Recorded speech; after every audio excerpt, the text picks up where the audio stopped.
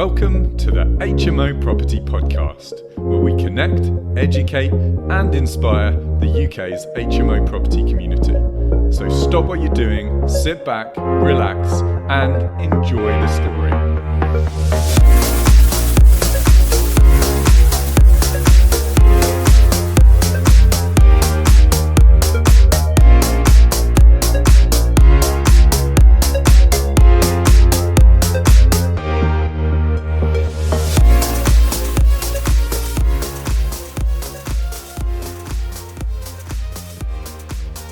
What's up, HMO Nation, and welcome to another episode of the HMO Property Podcast. In this episode, we're interviewing successful HMO property investor Lee Dumbarton.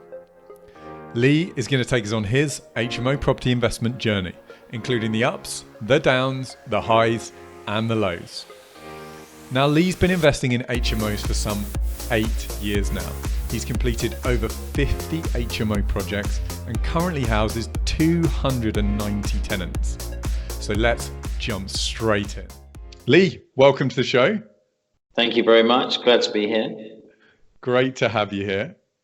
Before we dive into the details, Lee, tell us a bit about yourself and give us your background all the way up until the point that you started your HMO journey.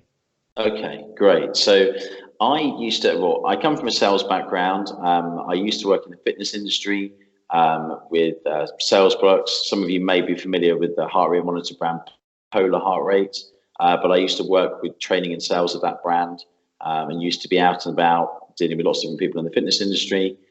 That led me to work for probably the most premier road cycling and triathlon company in London, based in Hampton Wick, Kingston. So I worked with those guys for 7 years, had an absolute ball, loved building relationships with people, loved selling this high-end equipment. You know, we'd have people spending between £5,000 and £15,000 on a road bike, carbon fiber titanium road bike. And my best customers, my best client, I think spent over £100,000 with me in 5 years on cycling kits. So, I really enjoyed fostering those relationships, had a ball. But what that wasn't doing for me was allowing me to build better financial security. I was already right at the ceiling of what I could earn. The next nearest salesperson to me was always about 60% of what I would achieve in a month. So I was really smashing the numbers, having an absolute ball, but I had to make that really tough decision to change to a different industry and sort of create that financial security for myself. So I think the key thing for me is a lot of people can't wait to lose the day job. I was really reluctant to lose the day job because I loved what I did. So that was a big thing for me. Yeah, some people enter the HMO space thinking it's going to be the magic bullet and you're just going to flip a switch and cash flow is going to start coming in. But actually, a lot of the successful people that we interview often do love their day job. They just realize the realities of it in the long term. Sure. But a good story before. What does £100,000 worth of road bike equipment look like? Yeah, I mean, so obviously, when it's your thing, when it's what you're into and you're in a privileged position of earning good, having great income and great disposable income, then you tend to have one road bike for wet weather training, one for dry weather riding, and the kit list goes on. And of course, when the next high performance product comes out, you've just got to have it, and power cranks at £2,500, lighting for winter riding at £600-700, and yeah, I mean, look, it's hard to justify £100,000 on road bike kit, but if it's your thing and you've got the disposable income, then why not? And no doubt a hell of a lot of lycra. And a lot of lycra, exactly. Yeah, there's a lot of middle-aged men in lycra in my old industry, but yeah, it was good fun. Okay, Lee, tell us, how did you actually get into the world of HMO property investing? Yeah, great question. So I was always interested in property. My wife worked and trained as in interior design, and she had a bathroom installation business. So she used to design bathrooms for high-end clients. We lived in a flat in Southfields. And we were fortunate enough that there was a little bit of equity in that flat, not a huge amount, but it was just something that we could start to do something with. And we knew we wanted to do something along the lines of property. And initially, thought quite naively that that was just going to be through flipping properties. We'd just find something that we could make lovely, pull on my wife's skill set, turn it around and sell it. The reality is it took a little bit longer to sort of fine tune what we wanted. And actually we did do what a lot of people do, and we did get educated with a couple of the property training companies. We had a terrible experience with one and a much more grounded real world experience with the next. And I guess that just touched the switch and got us going. It got us out the starting blocks and got us some direction and some energy to get going, basically. Which training company did you get the most out of, the beneficial one? Yeah, good question. So, I mean, I think they're now called Legacy, but they were at the time were Tigrant. So we did the whole sort of typical, rich dad thing, and I would say to anybody that's been on that journey or going on that journey, there are huge elements of that are really designed to get you in and pull you in. And I think when you're in that position of going through those training modules, some of it makes great sense and some of it is just not for you, but you've got to almost separate the wheat from the chaff and find your path, I think. Yeah, you got to kiss a lot of frogs sometimes. You have. Great. Is there anything holding you back in 2010, 2011 that really held you back from making that first investment? Great question. So I don't think anything was holding us back. I think we were actively searching for the right deal. And I think the other thing that's just sometimes when you go on these courses, it just makes you aware of more ways of solving a problem, more tools in your toolkit that you can utilize to monetize a deal that's on the table. So we were actively looking for a deal to generate some capital to then go and invest in HMOs. And I think, so my wife was on the phone to an agent that she was friends with through BNI, or it actually wasn't BNI, it was a local version of a BNI club. And the agent said, do you know what, Jack, sorry, I'm going to have to call you back. I've been trying to get hold of this landlord for ages and it's super, super important. When she called Jack back, Jack just asked the question, wow, that sounds really painful. What's going on there? And he said, oh, this landlord's a nightmare. He's rented his property out. He's gone to live in Dubai. He's defaulting on his mortgage payments because he's lost his job in Dubai. He can't come back from Dubai because he owes money, so they're holding him there. And I've now got the mortgage company wanting to repossess. Mm-hmm. So all of a sudden, it was like, great, there's our opportunity. So we dug down, and that was our opportunity to generating some capital, basically. Great stuff. Lee, tell us about your very first HMO property deal. Okay, so our very first deal was quite exciting. The market was very different then to today. It was a far less sophisticated HMO market. Pretty much any stock would rent. It just had to be clean and it would rent. But our first deal was 100 meters from South Wimbledon Tube Station. It was an ex-local authority townhouse that already presented us the correct layout that we needed for an HMO. So it was a 5-bedroom. The garage on the ground floor was converted very simply into an ensuite bedroom.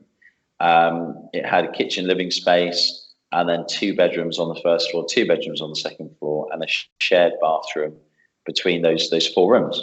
I think what really made it work for us was the fact it was just so close to a Northern Line tube station. Yeah. So, I mean, to give you some sort of top line numbers on that one that got us going then, we picked that property up for 315,000. And we opened the doors on the first night for viewings, and we actually stopped taking details on who was coming because we just got so much interest. And I joke, but we literally opened the front door to a queue on the path of people that wanted to come and look at this property. So we rented all 5 rooms on the first night to 5 good working professionals. We were achieving then, I think 2011, we were achieving 3,300 a month as a gross rental income off of those 5 rooms. Fantastic. And back in 2011, I guess you've probably seen a fair bit of growth, capital growth since then.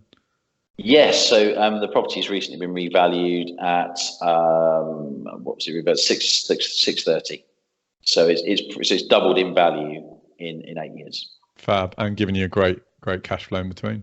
It's been awesome. It's an awesome property because it's a very simple property. It's not as lavish as some of those sort of co-living spaces that we're all aspiring to create these days. But it's very well located, and it's a real Ronseal property. It does what it says on the tin. It's not a wood chip style HMO, but it's not a flash co-living space either. Keeping it simple. I like it. Yeah. All right, Lee, tell me, how has investing in HMOs changed your life since you started? I guess so. I was living in a one-bedroom flat in Southfields, and we had a very modest combined income between my now wife, then girlfriend, and I. And we didn't really have a route to create a better income, and B, pots of cash. Capital that we could use for other things. So, we have come a long way. We bought and sold several houses while we were just a couple, and that's allowed us to now move out into Surrey, where we live a reasonably comfortable life in a modest detached house in the Surrey Hills, which is a beautiful part of the world that I love. And it's just afforded us a better income that we can use for other things. Sounds pretty life-changing to me. It is. I mean, I'm not driving a Lamborghini. I'm not living the life, as it were. But I have a much more comfortable way of life than I had previously. Got it. And what's your favourite part of HMO property investing? The people, actually. And that's actually a lot of people's least favourite part. And not because they're not people, but it's just because we're all different, right? Dealing with people presents many challenges, and especially when you put them under the same roof. So, but that's the bit that I really thrive on, and I really thrive on, if a problem does manifest itself, how I can talk that problem around with people and actually turn that negative into a positive. Don't get me wrong, I love dealing with the property, but then I also and the renovations, but I also love working with the build teams. So it always comes back to people for me. People and problem solving sounds like a man who's had a sales background to me. Exactly that. And I'm not, my sales background was always born out of relationship building and allowing people to make informed decisions. I've never been a sort of a pushy double glazing type salesman. I didn't do my stint as a telephone sales or a double glazing salesman that everyone says you should do to be a good salesperson. I've always just done it out of just problem solving for people, really, and letting them make informed choices. Lee, we've talked about the past. Before we move on to the present and your future plans in HMO property, let's take a minute to thank our sponsors. Are you looking for an effortless HMO mortgage experience?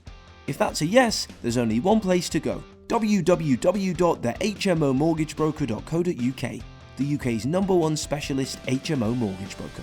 They're so specialised that they don't do anything else. HMO mortgages, HMO remortgages, and HMO bridging. That's it. They have access to every HMO lender out there, and even some exclusive products not available to other brokers. With lightning fast service and A1 communication, they're easily the best HMO broker in town. So to experience HMO lending made easy, go to www.thehmomortgagebroker.co.uk today.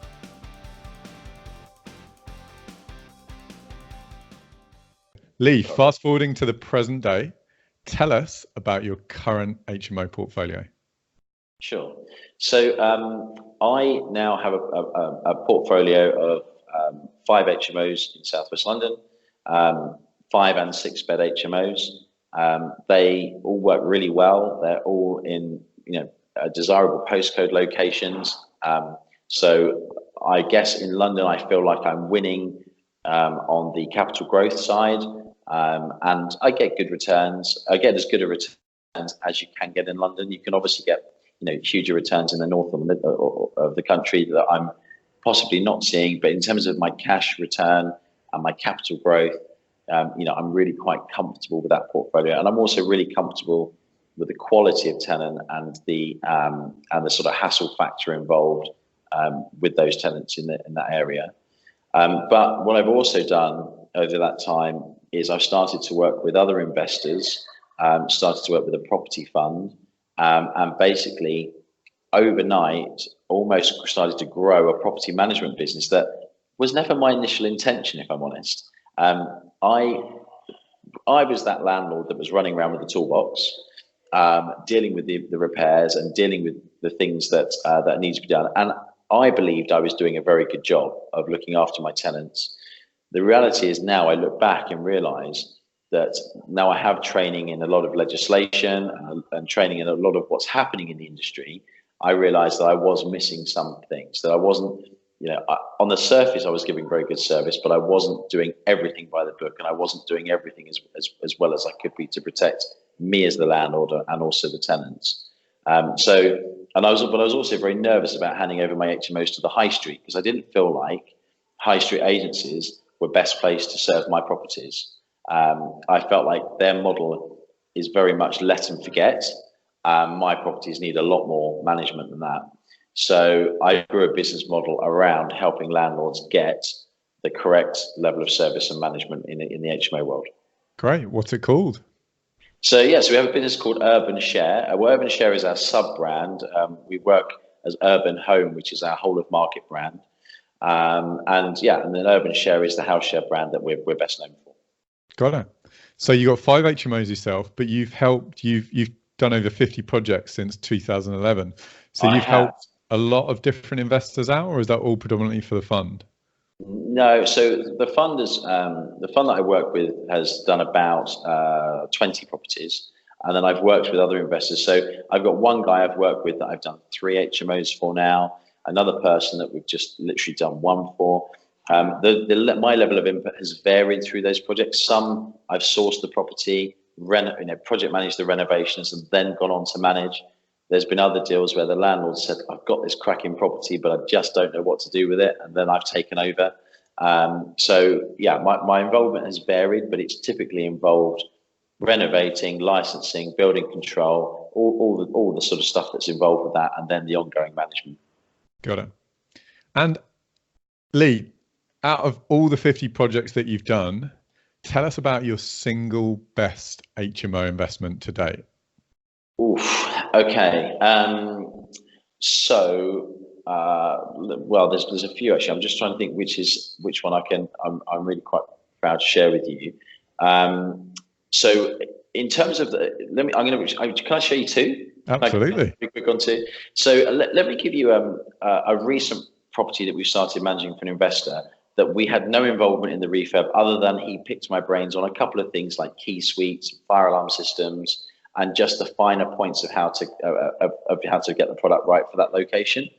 But actually, he had an amazing build team, did the project himself, and brought to the market a really beautiful co-living space, 8-bedroom, 8-bathroom in a Southwest 16 postcode that achieves a gross rent of $7,300 a month out of that one property, which is a pretty nice rental income. We've got amazing tenants in there for him. So we've got a junior banker, we've got an HR manager for the government, school teacher, product analyst from the Netherlands. We've got some really, really good quality people living in that property. So I feel like the marriage of the product, the asking rents, and the tenants is just great in that property. So we're really quite pleased with that one.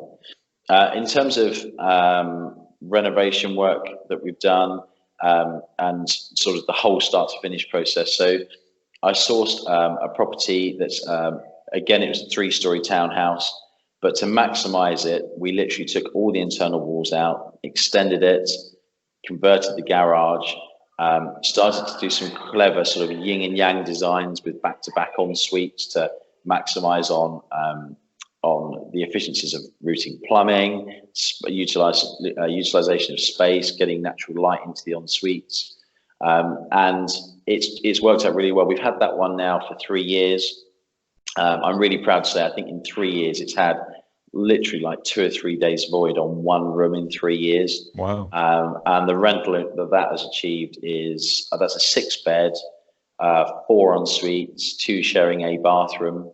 So that we've got the slightly cheaper rooms in that property, which is always quite useful from a marketing perspective. And that one's like that was achieving like 4,600 a month as a gross figure off of a 6-bed. Yeah, so yeah, I've been really fortunate to work with some great landlords that really want to do it right, and that's afforded me the ability to work with them to create a nice product.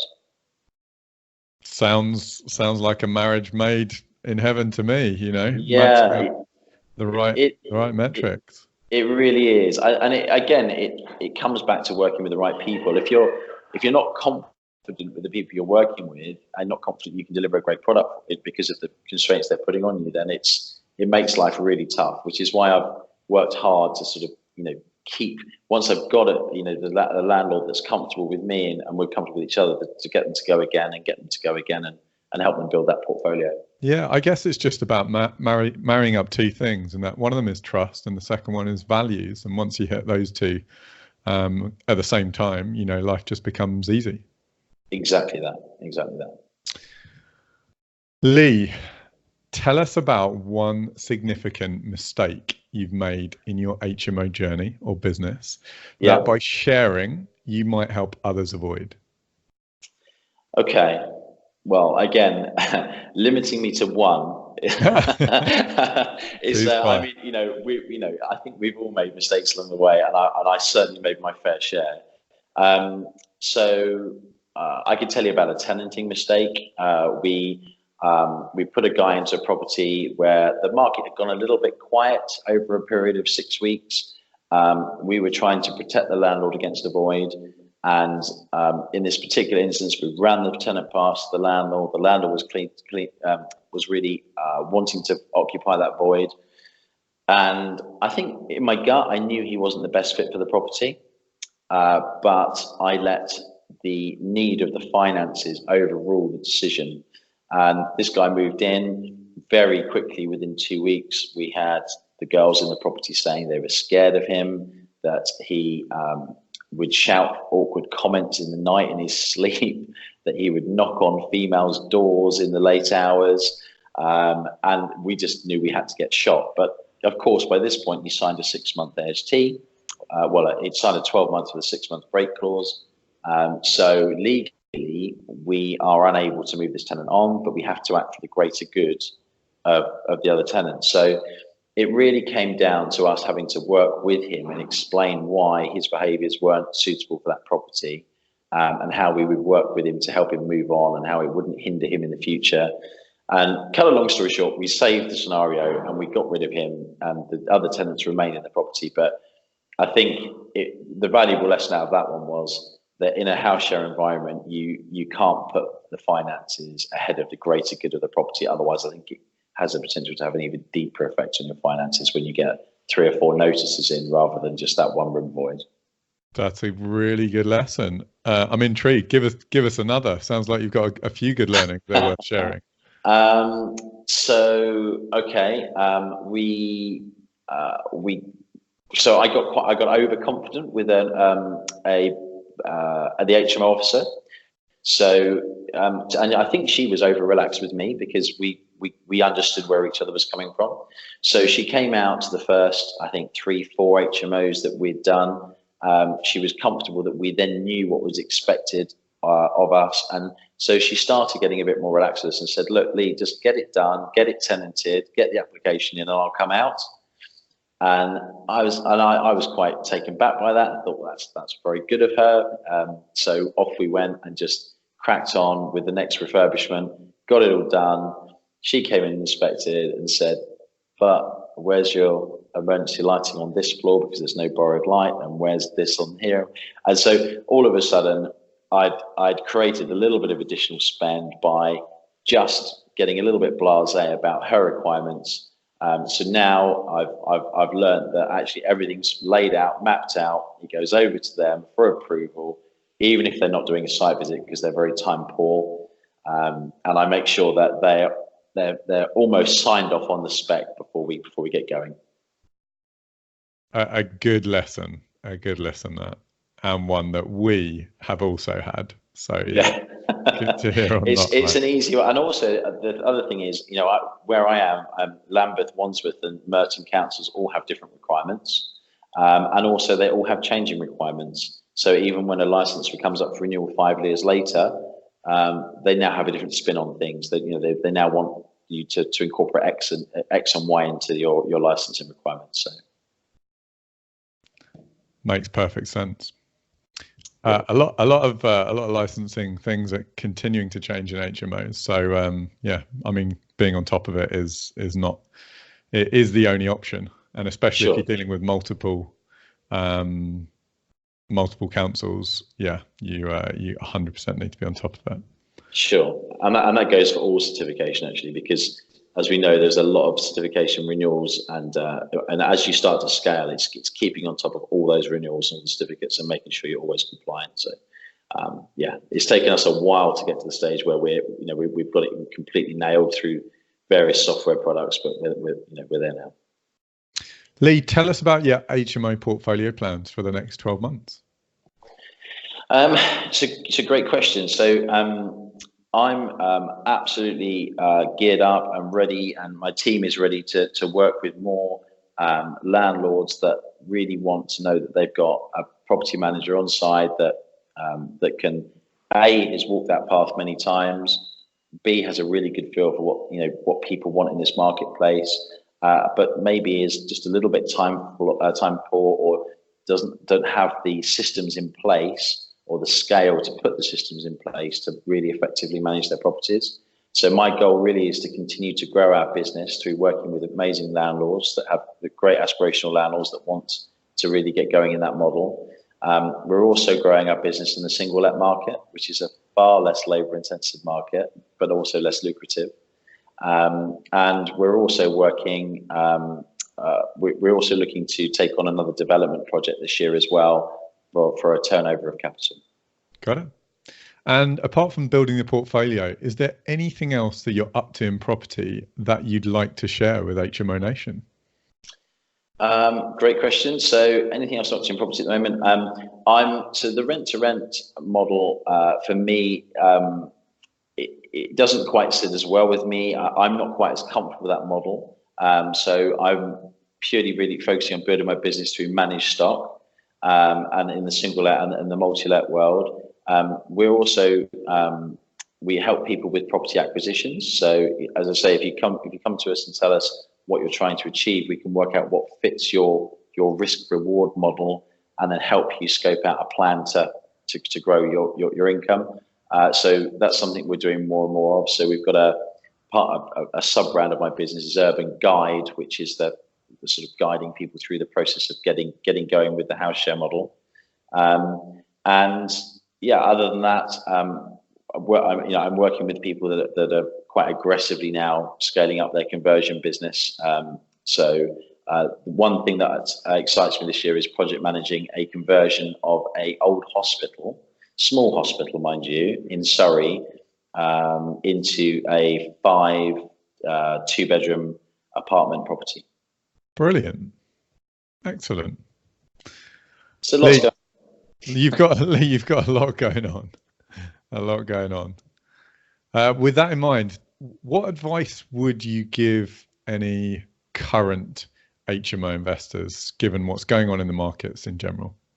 Yeah, I mean, obviously there are some difficulties in the market now. It's never harder to be an HMO landlord than it is. It's never been harder, I should say, to be an HMO landlord than it is today. And obviously there's higher taxations to consider, and much more legislation to wade through to be compliant and legal and safe with your investment journey. So it is still profitable. It is still a great vehicle, especially if you're investing in an area with capital growth, which can't really be factored into your numbers, but it's a lovely thing to get your hands on over a set period of time. So I think the model, it still works, it's still there, but the key thing for me is get good advice. Don't trailblaze, don't carve your own path. Surround yourself with good people that have walked that path, done that journey, that you can bounce ideas off. There's some amazing online forums to bounce ideas around. So just surround yourself by as many people as possible that are already doing that, and don't cut corners. Don't cut corners on the finances. Don't cut corners on the refurb. because ultimately it will affect the desirability of your product in the long term, and really will have a massive effect on your voids as well. Got it. And how about any HMO investors that are kind of just maybe thinking about leaving their jobs and are looking to get into HMO property investing for the very first time? What advice would you give them? Yeah, I mean, so the sort of traditional advice has always been replace your income, so that you can jump out. I didn't do that, I'll be honest. What I did was I flipped a property, which afforded me my income for a number of months while I could go and buy my first couple of HMOs. So I felt like I needed to feel the heat under my feet to get it going, rather than operate from a position of comfort. So I think it's really what fits your risk and reward. But what I would say is, because there is so much to think about and so much involved, that sometimes analyzing can just paralyze you, and it can stop you moving forwards. And actually, the one thing you need to get going on your journey is momentum. So for me, it's do your diligence, get comfortable with what fits your risk and reward and your personal risk and reward model, and then just start taking action. Good. Like it. Before we sign off, Lee, we'd like you to recommend one great HMO resource or business book that you'd like to share. Then we'll ask you to let HMO Nation know how they can connect with you, and then we'll say goodbye. Sure. So HMO resource or model, great question. Or book. Sure. So as I said, there are some great groups online. There's a guy who's pretty popular with his investment model in Lincoln and in London, a guy called Rob Hunter, runs an amazing online forum. There's the Rick Gannon online forum, which there's a huge wealth of knowledge in there from the sheer volume of people that operate within that forum. So you can really get some great ideas, skill swaps, people to look at floor plans, get advice on different situations. So I think that they're great resources. I think if you need your depending on your situation, if you're looking to go with a huge co-living space, then there are models out there like Platinum Property Partners who support you and really hold your hand through the whole process, and you almost buy into a house share franchise with them. Or just align yourself with somebody that can work with you and ultimately guide you and educate you as you go. And also don't take on board the things that you don't need to know and don't want to know, because I'm not an accountant, so I don't really I don't get involved in my accounts. I outsource that, and so just do the bits of the journey that really interest you and outsource what's not interesting, because otherwise that will cause you paralysis as well. Got it. And how about if HMO Nation want to connect with you? How can they do that? Yeah, brilliant. So I mean, look, I'm Facebook Messenger. I'm happy to share email address and telephone number, and genuinely always happy to talk about people and property. So whether or not you think I could help you on your journey in some way or another, or you just want to pick my brains for some advice, I'm a huge believer in reciprocity. So just use me and contact me, and if I can help, I certainly will. Perfect. Lee, thanks for sharing your journey. We salute you. Let's get an HMO high five, and we'll look forward to seeing you again soon. Thank you very much. Thanks for joining us. If you've enjoyed this and want more informational, educational and inspirational HMO property content, then please hit the subscribe button and give us a like. See you next time.